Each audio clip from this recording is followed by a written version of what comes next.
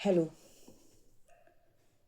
आज हम बात करेंगे, जैसे कि मेरे पिछले वीडियो में भी मैंने कहा हुआ था कि मैं आपको आने वाले एग्ज़ाम्स जो आपके बोर्ड पेपर्स हैं उनसे रिलेटेड जो भी छोटी छोटी जानकारियां हैं मैं आपको कराते रहूँगी, जिससे आपको एग्ज़ाम देने में बहुत इजी रहेगा। कोई भी प्रॉब्लम आपको नहीं होने पाएगी। तो सबसे पहले तो वही है कि आप अपना जो रीडिंग या राइटिंग का टाइम है उसका एक टाइम टेबल सेट कर लेंगे। सेट कर लिया होगा अब आप लोगों ने।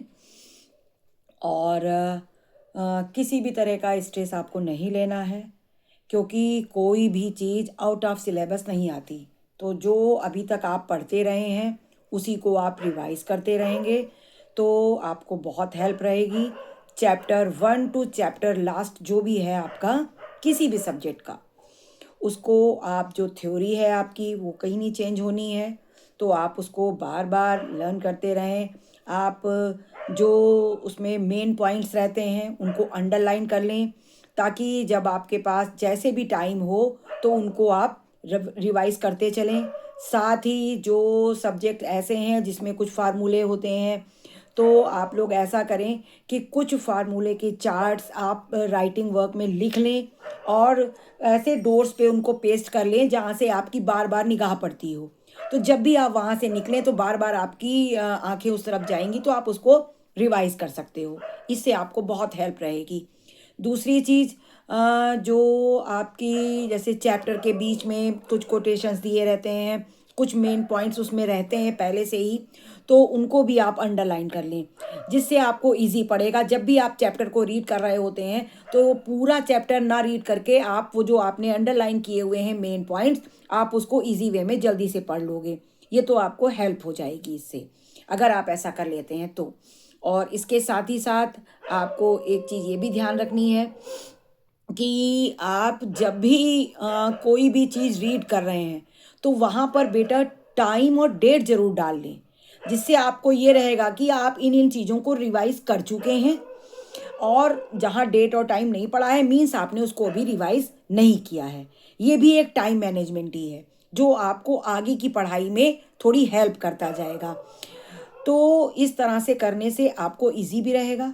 आप जो भी चीज़ें कर रहे हो या पढ़ रहे हो तो आपको ये रहेगा कि हाँ, इनको मैंने रीड कर लिया है और अब मुझे इसके आगे का रीड करते जाना है।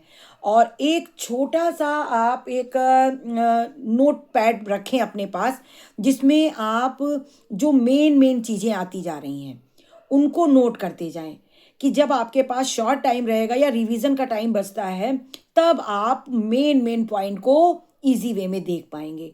इसके लिए आपको वो मेन मेन पॉइंट अपने कॉपी पे कहीं पर मेंशन कर लेने होंगे। ठीक है, जब आप ये मेंशन कर लेते हैं तो आपको ये इजी पड़ेगा पढ़ना। जब आप दोबारा रिवीजन करने बैठोगे तो आपको ये पता रहेगा कि मुझे ये चीज़ें तो ज़्यादा तरीके से देखनी है। और कुछ सब्जेक्ट्स तो ऐसे भी हैं जिनमें आपको फार्मूले भी रहते हैं, डायग्राम्स हैं। तो डायग्राम के भी नंबर बहुत अच्छे मिलते हैं, तो उन डायग्राम्स की भी आप प्रैक्टिस कर लेंगे। बार बार बनाने से डायग्राम्स में आप ये ध्यान रखिएगा, जो मार्किंग आप करोगे वो सही करिएगा। ठीक है, गलत मार्किंग के नंबर कट जाते हैं। तो इसके लिए आप जितना ज़्यादा प्रैक्टिस करेंगे घर में बना बना करके उन डायग्राम्स को मॉनिटर करते रहिए, तो जब आप बार बार करते रहेंगे तो आपके वो डायग्राम गलत नहीं होंगे फिर। ठीक। तो और जो एसएसटी का आपका रहता है पोर्शन जिसमें मैप वगैरह आते हैं, तो उन मैप्स की भी घर में आप प्रैक्टिस करते रहेंगे, क्योंकि जब आप उनकी प्रैक्टिस करते रहेंगे तो वो गलत नहीं होंगे। वो मार्क्स कम से कम आपके कंप्लीट मार्क्स आएंगे, और अच्छे मार्क्स को लाने के लिए हमको थोड़ी मेहनत तो करनी ही है ना। तो हमको अगर एग्जामिनर से अपने लिखे हुए या बनाए हुए डायग्राम या जो भी चीज़ वो पूछ रहा है उसके अच्छे नंबर लाने हैं, तो थोड़े हमको प्रयास अपने ये करने ही होंगे।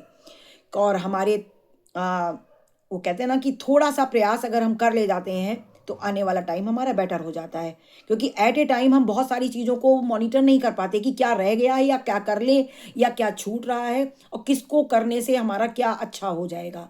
तो इन चीज़ों को जब हम कवर अप करते चलते हैं तो हमारा जो एग्ज़ाम है वो भी इजी पड़ता है, हम किसी भी स्ट्रेस में नहीं पड़ते।